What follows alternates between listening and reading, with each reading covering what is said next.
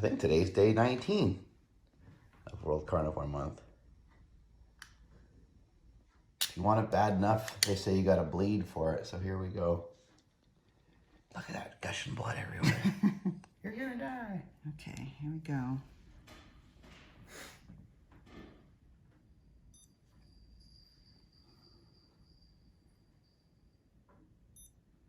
$83.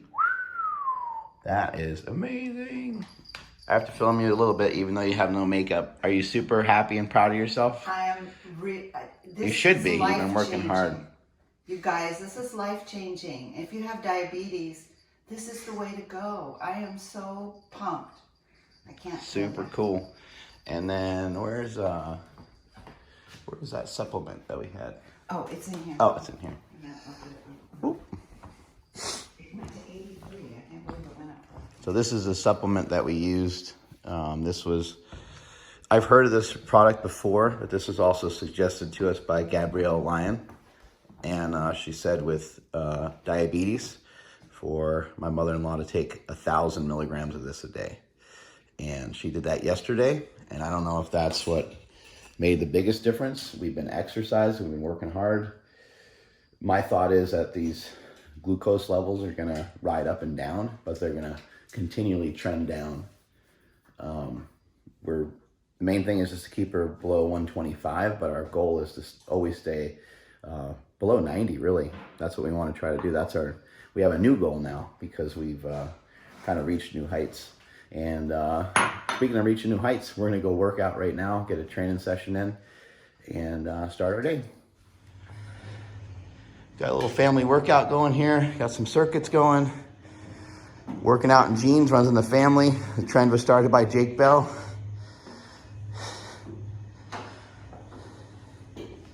Everybody's celebrating that blood glucose PR that we got this morning. I'm over here in the corner doing some lat pull downs over here. Gonna switch over to doing some seated rows.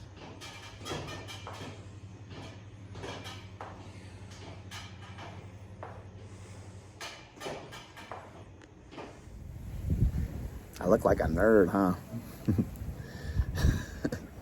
Anyway, I just wanted to give you guys a little bit more context with my mother-in-law and her blood glucose levels. So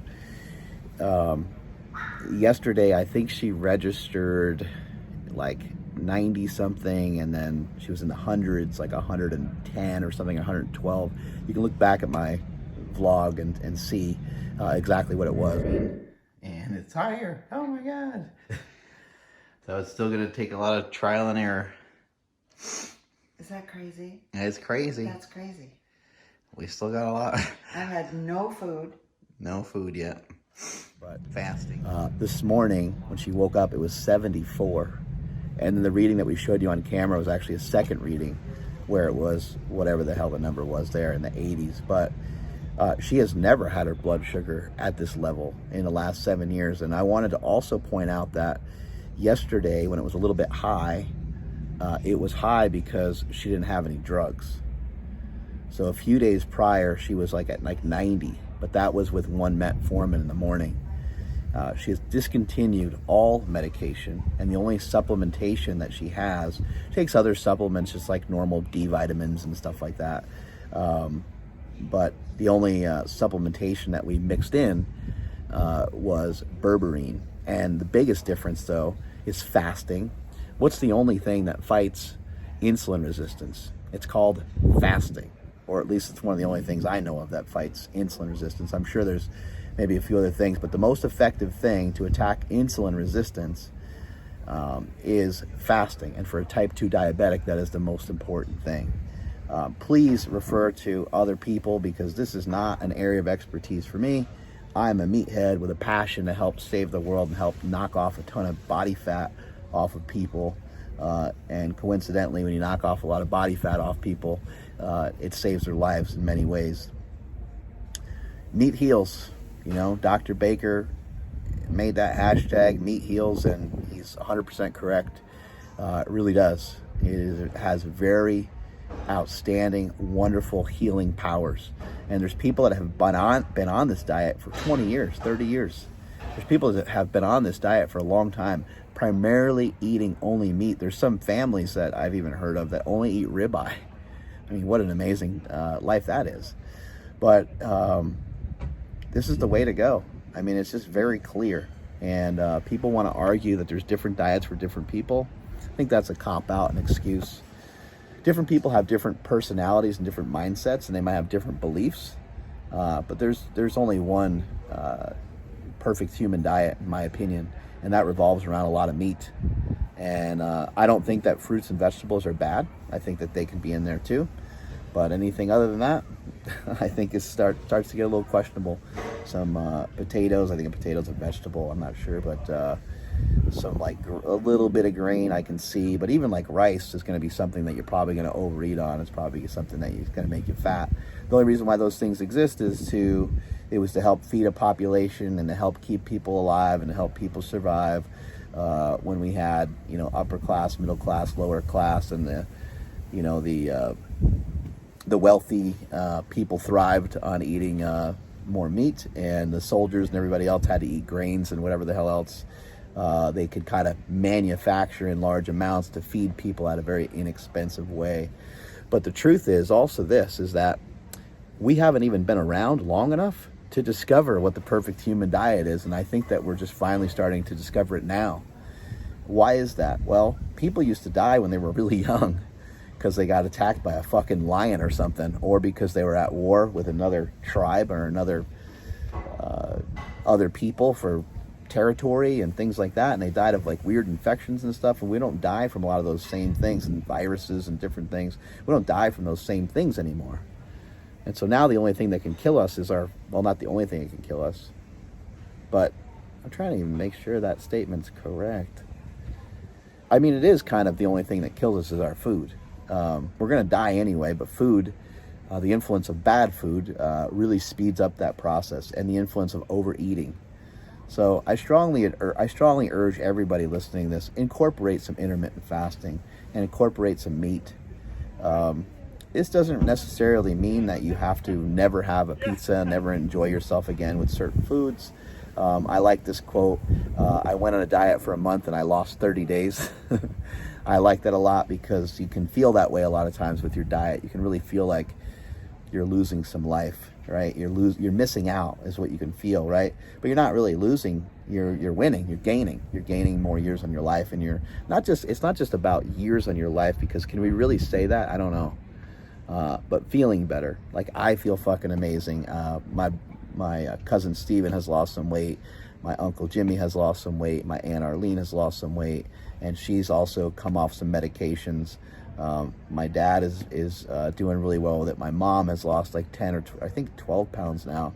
She is really kicking ass. And my brother's success story. He's come off drugs, alcohol, and everything like that. And in addition to that, I want to encourage you, before I sign off on here, to really stick to some of the stuff that I listed out. If you haven't joined in yet, there's still almost 2 weeks left in January here. I think there is 2 weeks left in January. So 2 weeks is going to be very powerful.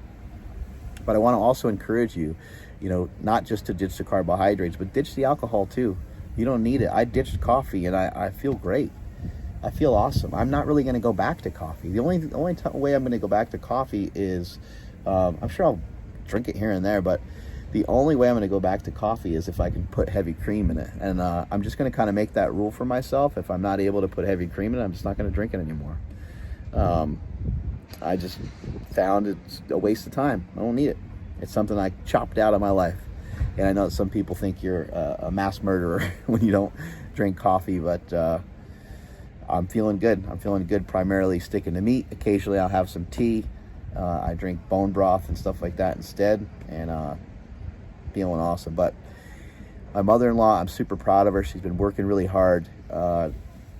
She's been on the carnivore diet, very strict for the 18 days. She's got rid of all her medication, and I don't see any need that she'll have to go back on any of that shit again. On this 3-mile run walk, or 3.5, whatever it is, kicking my ass. Lots of hills. Look at that big ass hill here. Sorry for the bounciness. getting after it with the wifey. Got a good lifting session in. Now we're running these hills in Bodega. We're running the hills, walking the flat, and walking the downhill stuff. Last hill, then it's all downhill from here, which is nice. Trying to lean forward, trying to stride it out.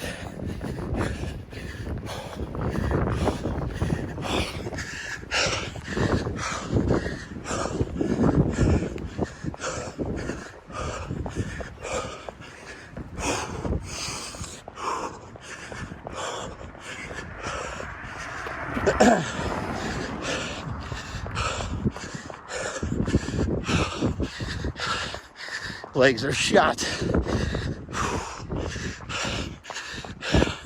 Look at that. We made it. All downhill from here. All downhill from here. Get back home. Start getting ready for some football.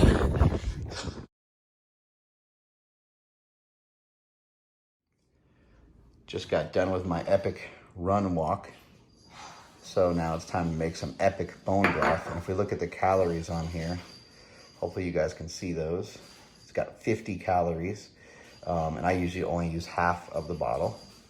And it's got some protein in it.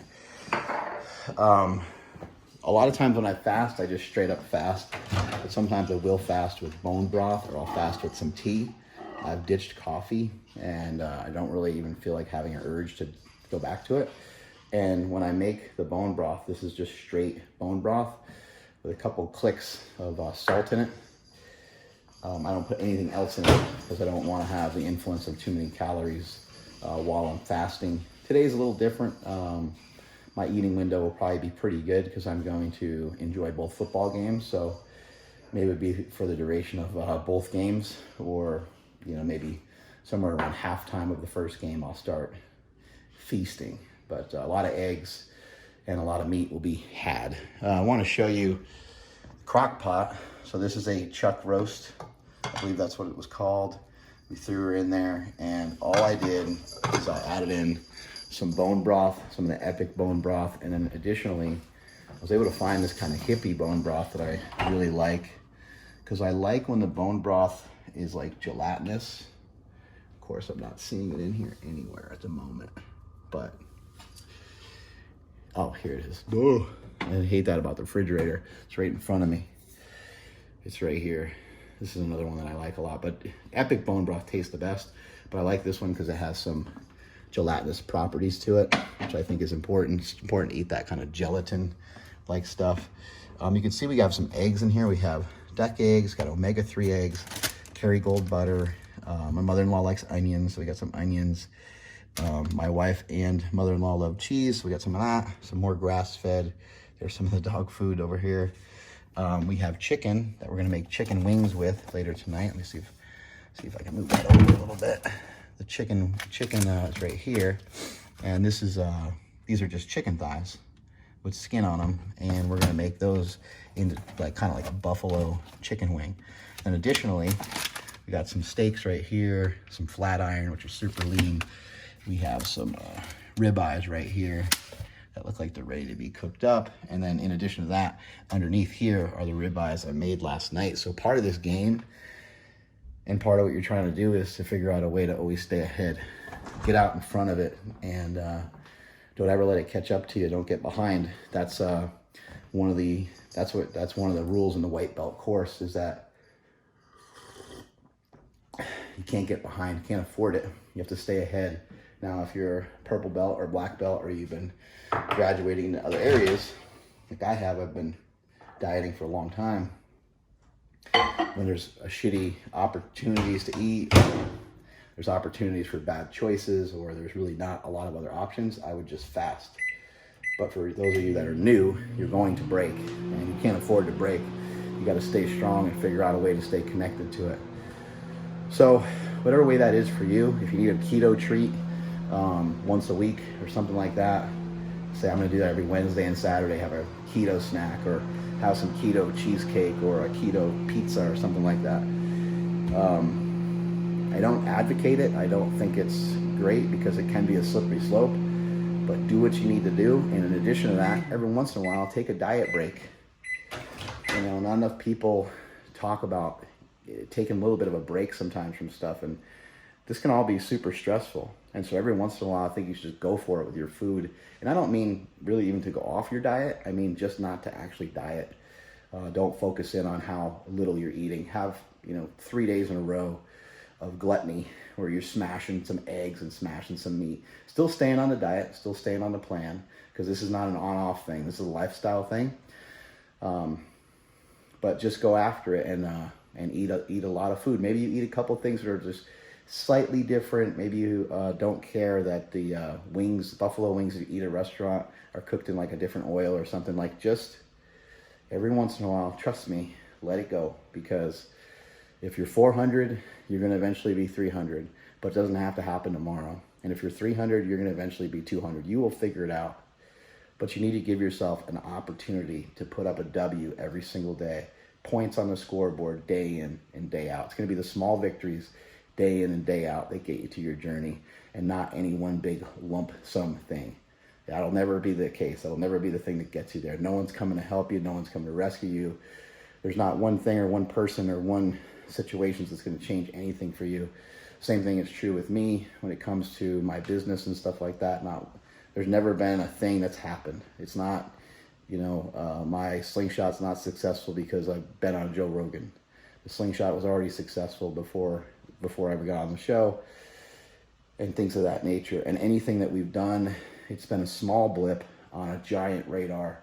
And it's been the continuous things day in and day out, continuously, constantly, consistently, whatever way you can stay attached to it the best you can.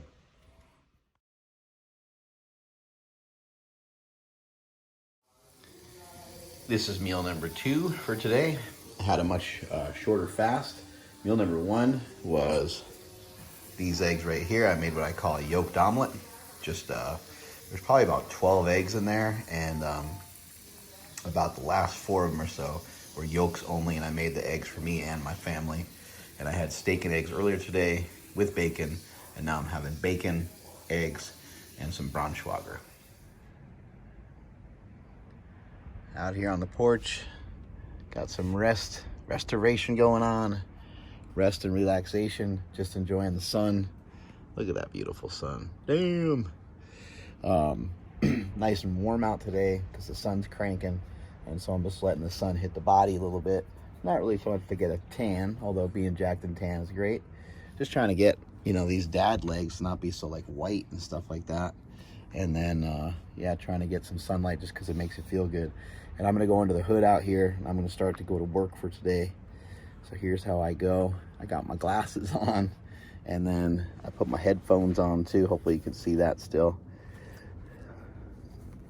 And now I'm going to go into the hood. On another 10-minute walk, taking care of business, heading down, going to take a good glimpse of the beach over there. And I got a whole crew with me here. Got the whole fam walking with me. I think they're back there somewhere.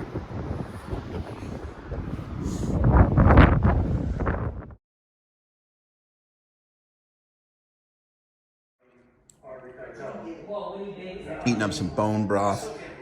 This is a chuck roast that we threw in the crock pot about 2 days ago. Put some bone broth, really, really good. Pretty much done eating for today. We're in the middle of cooking up some wings, so I might finish those up. I'll film that, but also just wanted to sign off. Another day. Tomorrow will be, I think, day number 20 of World Carnivore Month. 49ers and Chiefs in the Super Bowl. Going to be a real barn burner. Going to be a great game. Can't wait to see it.